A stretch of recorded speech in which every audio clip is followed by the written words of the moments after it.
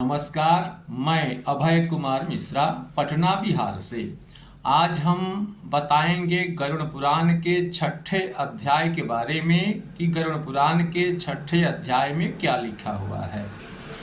तो गरुड़ जी बोलते हैं भगवान विष्णु से कि हे भगवान, नरक से आया हुआ जीव माता के पेट में, माता के उदर में किस प्रकार उत्पन्न होता है और गर्भादि दुख को कैसे भोगता है, वह हमसे कहिए। भगवान बोलते हैं कि स्त्री पुरुष संगम करने से स्त्री को रुधिर और पुरुष का वीर्य दोनों एकत्र हो गर्भ में स्थित होता है। वह जीव जिस तरह जन्म लेता है, मैं तुमसे कहता हूँ, स्त्री के ऋतु मध्य में पापी पुरुष के शरीर की उत्पत्ति होती है। विश्वरूप को मारने से इंद्र को हत्या लगी। उसका इंद्र ने 4 विभाग करके पृथ्वी, जल, वृक्ष और स्त्रियों को कर्म से दे दिया। स्त्रियों में ऋतु आने से पुत्रादि की उत्पत्ति होती है। इस कारण 3 दिन स्त्रियां अपवित्र रहती है। ऋतु काल में प्रथम दिन स्त्री चंडाली, दूसरे दिन ब्रह्मघातनी के तुल्य, तृतीय दिन धोबिन के समान। इन 3 दिन में नरक से आए हुए जीव उत्पन्न होते हैं। कोई औरत के एमसी के समय 4 दिन के अंदर जो गर्भ एमसी में 4 दिन के अंदर रह जाता है, तो वह जो जीव है, नरक से आया हुआ जीव जो है, उस 4 दिन के अंदर गर्भ में रहता है। ईश्वर से प्रेरित हुए कर्मों से शरीर धारणार्थ पुरुष वीर्य बिंदु के आश्रय से स्त्री के उदर में जीव प्रवेश करता है। एक रात्रि के शुष्क शोणित योग से कोदो के सदृश, 5 रात्रि से बुदबुद सदृश और 10 दिन पर बदरी फल के समान कठिन तंत्र मांस पिंडाकार होता हुआ योनि के अंदर अंड के आकारवत होता है। 10-15 दिन में माता के गर्भ में पापी पुरुष जो है, वह बैर के फल के समान जो है उसका आकार बन जाता है। इस 1 महीने में मस्तक, पहला महीना में मस्तक, दूसरे महीना में भुजा आदि अंग की रचना होती है। तीसरे महीने में नख, रोम, हड्डी, चर्म, लिंग, 10 द्वार के छिद्र। चतुर्थ महीने में त्वचा, मांस, रुधिर, मेद, मज्जा, अस्थि, इन धातुओं की उत्पत्ति। 5वें महीने में क्षुधा, तृषा उत्पन्न होती है। 6ठे महीने में गर्भ की झिल्ली से आच्छादित होकर दाहिने कुक्षी में गर्भ भ्रमण करने लग जाता है। माता के भक्षण किए हुए अन्नपान आदि से बढ़ता हुआ गर्भ का जीव विष्टा, मूत्र आदि का स्थान तथा जहाँ अनेक जीवों की उत्पत्ति होती है, ऐसे उदर में शयन करता है। वहाँ कृमि जीव के काटने से सब अंग कष्ट पाते हैं। वह बारंबार मूर्छित भी होता है। माता जो कड़वा, तीक्ष्ण, लवणयुक्त, रूखा, कसैला आदि भोजन करती है, उसके स्पर्श होने से कोमल अंगों को बहुत कष्ट उत्पन्न होता है। फिर भीतर से तथा ऊपर से आंत से विशिष्ट और नीचे मस्तक, ऊपर पैर और ग्रीवा जिसकी हो गई है, इधर उधर हिल भी नहीं सकता। जैसे पिंजड़े में रुका हुआ पक्षी रहे, वैसे वह गर्भ उदर में दुख से रहता है। वहाँ देवस अपने अनेक कर्मों का स्मरण करता हुआ उसकी नीची श्वास करता सुख को प्राप्त नहीं होता। वहाँ जंतु 7 धातु में बंधा हुआ भयभीत होकर के हाथ जोड़ करके ईश्वर की स्तुति करने लगता है। 7वें महीने में ज्ञान प्राप्ति होने से भय होने लगता है कि मैं इस गर्भ से बाहर जाऊंगा, तब मैं ईश्वर को भूल जाऊंगा। ऐसे व्यापार से कंप्यमान हो उदर में इधर उधर घूमता, एक जगह स्थित नहीं रहता। जैसे विष्टा में पैदा हुआ जीव स्थित नहीं रहता।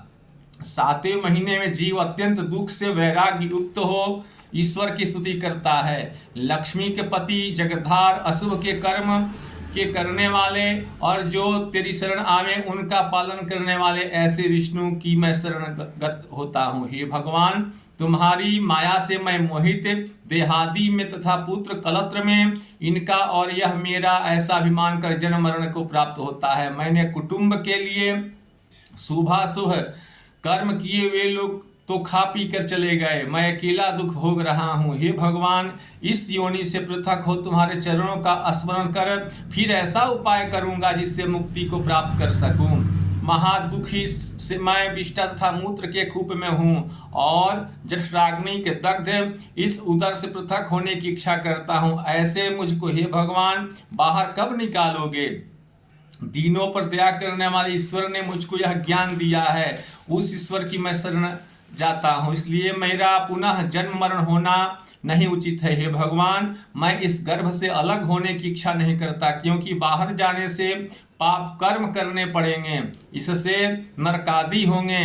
इस कारण इस बड़े दुख से व्याप्त हूँ। फिर भी दुख रहित हो आपके चरण का आश्रय लेकर मैं आत्मा का संसार से उद्धार करूंगा। श्री भगवान कहते हैं कि हे गरुण, ऐसे गर्भ में बुद्धि विचार कर जीव 10 मास में 9 मास में स्तुति करता हुआ नीचे मुख से प्रसूति के समय वायु से तत्काल बाहर निकलता है। उस प्रसूति के पवन से तत्क्षण अधोमुखी हो, दुखी हो, बाहर निकल श्वास रहित हो जाता है तथा ज्ञान भी नहीं रहता। गर्भ से अलग विष्ठा मूत्र में स्थित जीव विष्ठा के कीड़े की तरह चेष्टा करता है, ज्ञान रहित हो जाता है, इससे जन्म के समय वह रोता है। उसको तब संसार स्थित प्राणी कहते हैं कि बालक जन्म लिया है। जिस प्रकार बुद्धि गर्भ में, रोगादि में, श्मशान में, पुराणादि शून्य में रहती है, वैसे ही बुद्धि सह अगर हमेशा रहे तो बंधन से कौन नहीं छूट सकता है। जिस समय यह जीव कर्म योग फल द्वारा गर्भ से बाहर होता है, उस समय विष्णु की माया से मोहित हो जाता है। माया से मोहित तथा विवश हो कुछ भी नहीं बोल सकता और बाल्य अवस्था के दुख भी पराधीन होकर भोगता है। लड़के की इच्छा को जानते हुए माता पिता बालक की सेवा करते हैं। बालक को भूख लगे या रोवे तो पेट दर्द करता होगा, ऐसा विचार करके माता पिता दवा देते हैं। बालक के पेट में दर्द हो तो माता समझे भूख लगी होगी, ऐसा विचार करके दूध देती है, दवा देती है, इत्यादि अनेक कर्म बालक के लिए उल्टे होते हैं। फिर भी वह बोलने में शक्ति नहीं रखता। माता ने जिसके अनेक जीव हैं, ऐसे खटिया पर बालक को सुलाया जिसमें बालक दुख पाता है, परंतु उठने में समर्थ नहीं है और शरीर में खाज भी नहीं कर सकता। डंस, मच्छर इत्यादि सब उस बालक के नूतन शरीर को काटते हैं, जिससे बालक ज्ञान रहित होकर रोता हुआ अनेक दुख भोगता है। इस प्रकार 5 वर्ष तक बाल्यावस्था के दुख भोग कर पौगंडावस्था में विद्या अध्ययन करते समय दुख भोगता है, तदनंतर युवावस्था के दुख भोगता है, अनेक तरह के व्यसन में लगा रहता है, फिर नीच पुरुषों का संग करता है, शास्त्र तथा सत्पुरुषों से द्वेष करता हुआ काम लंपटी होता है। ईश्वर की माया रूपी स्त्री को देख उसके हाथ भाव से परवश हो उस स्त्री से ठगाकर महामोह में गिरता है, जैसे पतंग अग्नि में पड़ता है। 5 इंद्रिय द्वारा परवश होने से सब जीव दुख भोगते हैं, जैसे मृग, हस्ती, पतंग, भ्रमण, मीन ये 5 जन अलग अलग इंद्रिया परवश होने से दुख भोगते हैं। तो यह मनुष्य अकेला प्रमाद से 5 इंद्रिया 5 विषय सेवन करता है, तो इसमें क्या आश्रय है? यह आश्रय कष्ट प्राप्त करता है। फिर मानवांछित कार्य सिद्ध नहीं होने से अज्ञानवश क्रोध उत्पन्न होता है तथा चिंता उत्पन्न होती है।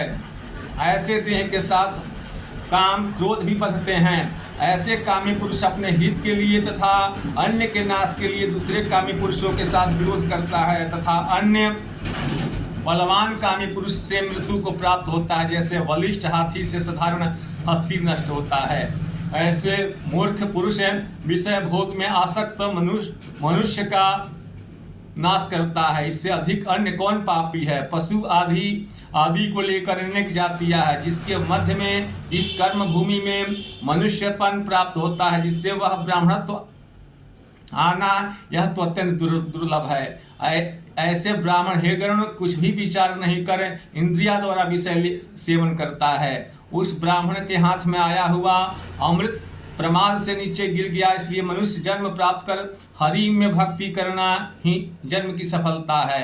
युवावस्था में दुख प्राप्त कर वृद्धावस्था में अनेक व्याप्त हो बड़ा दुखित होता हुआ मृत्यु का वशीभूत हो पुनः नरक में गिरता है। नरक में जाना तथा मृतलोक में आना, ऐसा कर्म पास में बंधे हुए पापी किसी समय वैराग्य को प्राप्त नहीं होता, क्योंकि ईश्वर की माया से वे मोहित है। हे गरुणे, इस संसार में अत्यंतृष्ट आदि क्रिया जिनकी नहीं हुई, ऐसे पापियों की गति कहा। अब क्या सुनने की तुम्हारी इच्छा है?